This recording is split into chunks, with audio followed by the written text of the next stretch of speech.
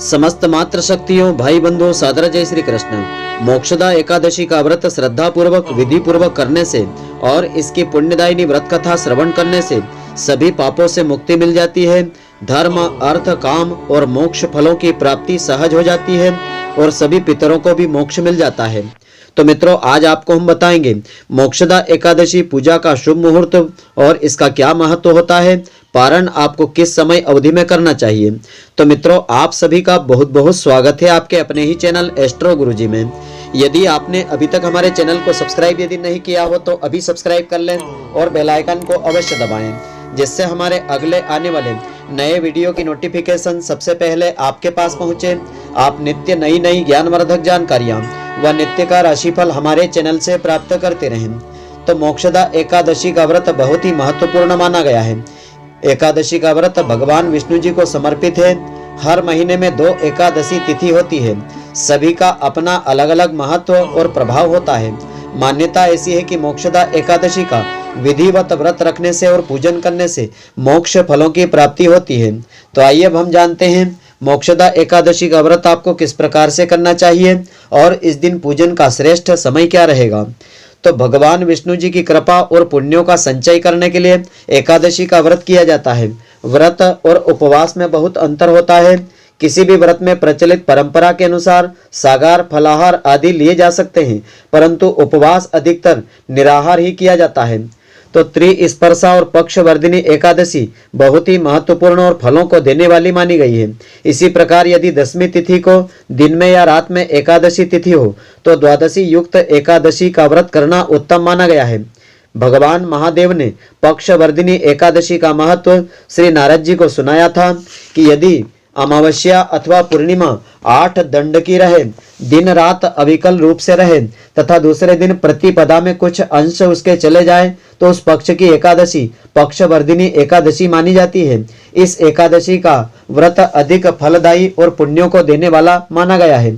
तो जो भी भक्त श्रद्धालु स्त्री पुरुष पक्षवर्धिनी एकादशी का महात्म सुनते हैं या पढ़ते हैं, वे उस पुण्य के भागी हो जाते हैं। इस पक्षवर्धिनी एकादशी के समान ही त्रिस्पर्शा एकादशी के व्रत का वर्णन किया गया है। यदि किसी एक तिथि के दिन एकादशी और द्वादशी तिथि भी हो तथा रात्रि के अंतिम प्रहर में त्रयोदशी तिथि आ जाए तो ऐसी एकादशी त्रिस्पर्शा एकादशी कहलाती है। इसका व्रत करने से अनंत गुना पुण्य फलों की प्राप्ति होती है। तो शास्त्रकारों ने व्रत का स्तर अलग अलग बताया है। आप अपनी श्रद्धा और भक्ति के अनुसार जो संभव हो कर सकते हैं। सबसे पहला बताया है निर्जल व्रत, दूसरा है उपवास व्रत, तीसरा केवल एक बार अन्न रहित दुग्ध आदि पेय पदार्थ उसमें ग्रहण करना होता है, चौथा है नक्त व्रत, दिन रात उपवास रख करके रात्रि में फलाहार करना, पांचवा एक भुक्त व्रत यानी किसी भी एक समय फलाहार करना, और अशक्त वृद्ध बालक रोगी को जो भी व्रत न कर सके यथासंभव अन्न आहार का परित्याग तो एकादशी के दिन कर ही देना चाहिए। तो वर्तमान समय में सांसारिक मनुष्य की स्वाभाविक प्रवृत्ति भोग विलास आनंदपूर्ण जीवन की ओर अधिक रहती है। अतः इस मनोवृत्ति को सीमित करते हुए सत्कर्म में ईश्वर आराधना में नियमित संलग्न रहना भी व्रतों का ध्येय होता है। अपनी लगन परिश्रम और ईमानदारी से दैनिक कार्यों को धर्म और कर्तव्य परायणता से करते रहना चाहिए। तो मन वचन और कर्म से मन में भगवान को साक्षी मान करके अच्छे कार्य ही करना चाहिए। एकादशी के धार्मिक व्रतों के उद्देश्य में यह सब अंतर्निहित है। इसी से सामाजिक प्रतिष्ठा मिलती है, मान सम्मान की प्राप्ति होती है, जगत में प्रसिद्धि मिलती है, यश मिलता है, संपन्नता में वृद्धि होती है। तो एकादशी व्रत का विधान इस प्रकार से होता है। एकादशी को प्रातः काल पवित्रता के लिए स्नान किया जाता है, फिर संकल्प की विधि के अनुसार कार्य आगे करना चाहिए। दोपहर को संकल्प के अनुसार स्नान करने से पहले अपने बदन पर मिट्टी का लेप करें और इस मंत्र का उच्चारण करें। इस प्रकार से प्रार्थना करें कि हे वसुंधरे, तुम्हारे ऊपर अश्व रथ आदि चला करते हैं। भगवान श्री विष्णु ने भी वामन अवतार धारण करके तुम्हें अपने पैरों से नापा था। तो हे मृतिके, मिट्टी से आपको इस प्रकार से प्रार्थना करना चाहिए, हे मृतिके, मैंने पूर्व काल में जो पाप कर्म किए हैं मेरे उन पापों को दूर करने की कृपा करें। तो शास्त्रों के अनुसार 10वीं की शाम से द्वादशी को दोपहर तक निराहार रहने और एकादशी की रात्रि को जागरण करने पर ही सभी एकादशियों के व्रत का पूरा फल मिलता है। जो एकादशी को निराहार रहते हैं परंतु रात्रि भर जागरण नहीं करते हैं, उनको व्रत का आधा फल प्राप्त होता है। जो व्यक्ति एकादशी को एक समय फलाहार करते हैं और रात्रि जागरण नहीं करते हैं, उनको मात्र 1/4 व्रत का फल मिलता है। जबकि एकादशी के दिन अन्न खाना पाप बताया है, तो व्रत रखने वाले स्त्री पुरुष को स्नान करने के बाद धूप दीप नैवेद्य से भगवान हरि की पूजा करके रात्रि को दीप दान भी करना चाहिए। यह सभी कार्य लोभ मोह का परित्याग करके सत्कर्म भाव से करना चाहिए। इस दिन आपको विशेष करके ब्रह्मचर्य का पालन करना चाहिए। मिथ्याभाषी, चोर, पाखंडी, परिस्त्रीगामी को यह व्रत नहीं करना चाहिए। भक्ति युक्त होकर के रात्रि में जागरण करें। अपनी शक्ति और श्रद्धा के अनुसार ब्राह्मणों को दान दक्षिणा देवें। प्रणाम करके उनसे त्रुटियों के लिए क्षमा याचना करें। तो जिस प्रकार से कृष्ण पक्ष की एकादशी का व्रत किया जाता है, ठीक वैसा ही शुक्ल पक्ष की एकादशी का व्रत करना चाहिए।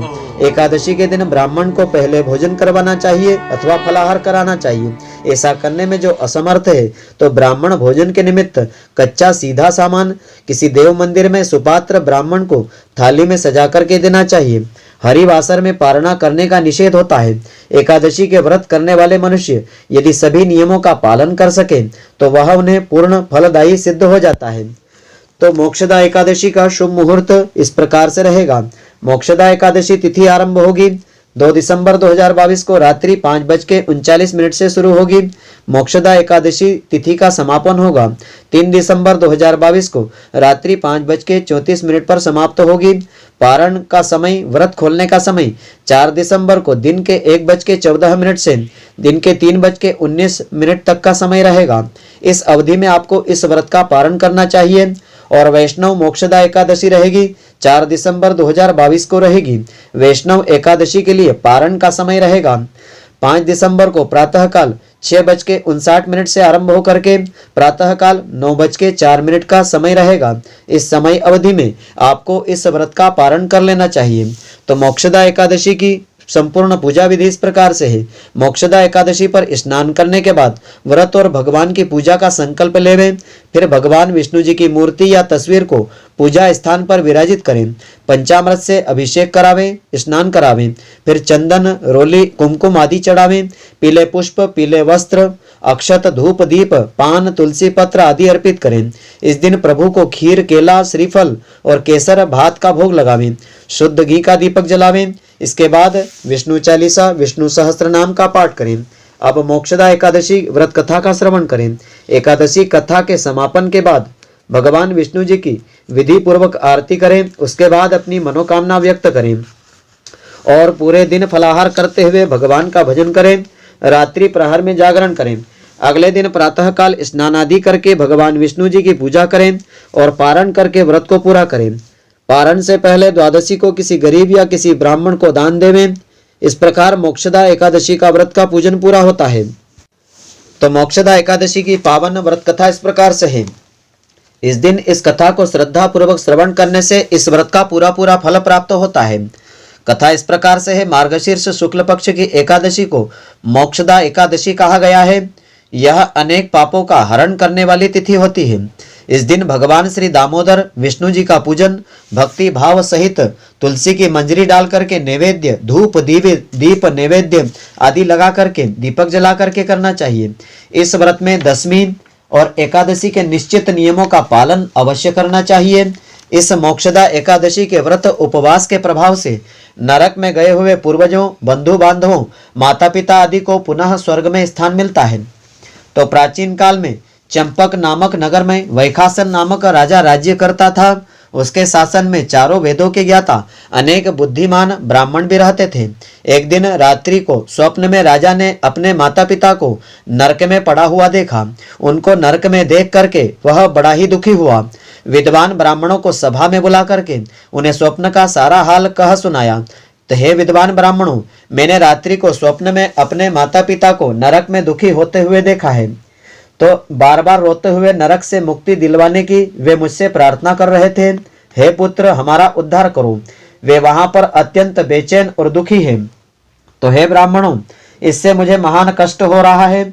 अतः मेरे माता पिता की मुक्ति के लिए जो भी जप, तप, दान, नियम, व्रत आदि करना हो, कृपया करके बताने का कष्ट करें। शास्त्रों का कथन है कि ऐसा एक ही पुत्र जो अपने माता पिता तथा पूर्वजों के काम आता है, सेवा करता है, अनेक पुत्रों से श्रेष्ठ कहा गया है। ब्राह्मणों ने कहा कि हे राजन, यहाँ से कुछ दूरी पर ऋषिराज पर्वत मुनि का विशाल आश्रम है। वे त्रिकालदर्शी हैं और भूत भविष्य और वर्तमान के ज्ञाता हैं। वे आपकी समस्या का भली भांति समाधान कर सकेंगे। वे आपके समस्त दुखों के निवारण हेतु अवश्य ही कोई उपाय बताएंगे। वैखासन नरेश शीघ्र ही ब्राह्मणों के साथ मुनि जी के आश्रम में गए। आश्रम का वातावरण बड़ा ही शांत था। वहां अनेक ब्राह्मणों, विद्वानों और ऋषियों को तपस्या में लीन देखा। राजा ने पर्वत मुनि व अन्य ऋषियों को साष्टांग प्रणाम किया। ऋषि राज ने राजा से सातों अंगों की कुशल क्षेम पूछ करके उनके आने का कारण पूछा। तो राजा ने पर्वत मुनि से कहा कि हे ऋषिराज, आपकी कृपा से मेरे राज्य में सर्वत्र शांति है और राजा, मंत्री, राष्ट्र, क्रिया, खजाना, सेना और मित्र वर्ग ये सभी राज्य के सातों अंग सकुशल है। परंतु एक रात्रि में मैंने एक स्वप्न देखा है। माता पिता को नरक में बहुत दुखी देखा है। वे नरक से मुक्त होने के लिए मुझसे दुखी होकर के प्रार्थना कर रहे थे। अतः नरक से उनकी मुक्ति किस पुण्य के प्रभाव से हो सकती है? कृपया उसका उपाय बताने की कृपा करें। यह सब सुनकर के पर्वत मुनि ध्यान मग्न हो गए। ऋषिराज ने दिव्य दृष्टि से राजा के पिताजी के द्वारा किए गए कुकर्मों का हाल जान लिया और राजा से बोले कि हे नरेश, आपके पिता ने पूर्व जन्म में द्वेष के कारण सौत के कहने पर अपनी कामातुर दूसरी रानी को मांगने पर भी ऋतुदान नहीं दिया था।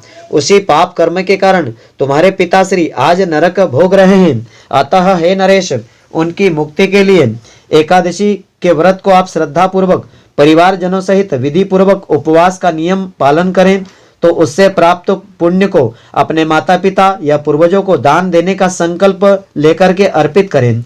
उसी के पुण्य प्रभाव से आपके माता पिता तथा पूर्वजों को नरक से छुटकारा मिल जाएगा और स्वर्ग लोक की प्राप्ति होगी। तो मुनि श्री के वचन सुनकर के राजा अपने राज्य को लौट आया और परिवार सहित मोक्षदा एकादशी का विधिवत व्रत किया।